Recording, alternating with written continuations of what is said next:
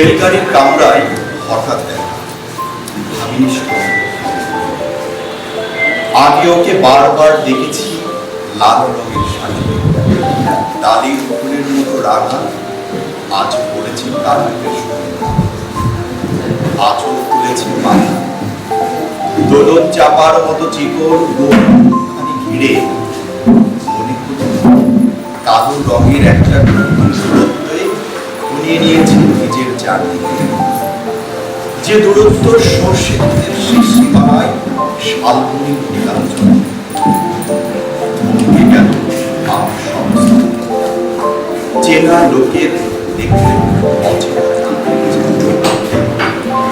হঠাৎ খবরের কাগজ ফেলে দিয়ে আমাকে ধরলেন নমস্কার। সমাজবিধির পথ গেল। আমাকে বললেন কেমন আছো, কেমন চলছে সংসার ইত্যাদি।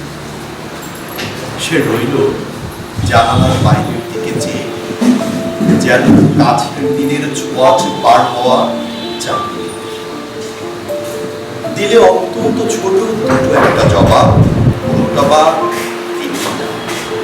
বুঝিয়ে দিলে হাতের অস্থিরতায় কেমন কথা। এর চেয়ে অনেক ভালো চুপ করে থাকা। আমি ছিলাম অন্য বেঞ্চিতে ওর সাথীদের সঙ্গে, এক সময় আগুন দিলে যার কাছে আসতে মনে হলো কম সাহস নয়, বসল এক বেঞ্চিতে। গাড়ির আওয়াজের আড়ালে বললেন মৃদু স্বরে, কিছু সময় কোথায়, সময় নষ্ট করবার, আমাকে নামতে হবে পরের স্টেশনে, দূরে যাবে। তাই যে প্রশ্নটার জবাব এতকাল থেমে আছে, সত্য আমি বললাম, বাইরের আকাশের দিকে তাকিয়ে শুধু হলো আমাদের গেছে যেদিন একেবারে কি গেছে, কিছুই কি নেই বাকি।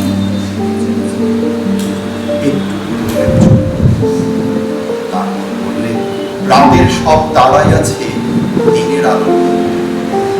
খটকা লাগলো, কি জানি বানিয়ে বললেন নাকি। ও বললে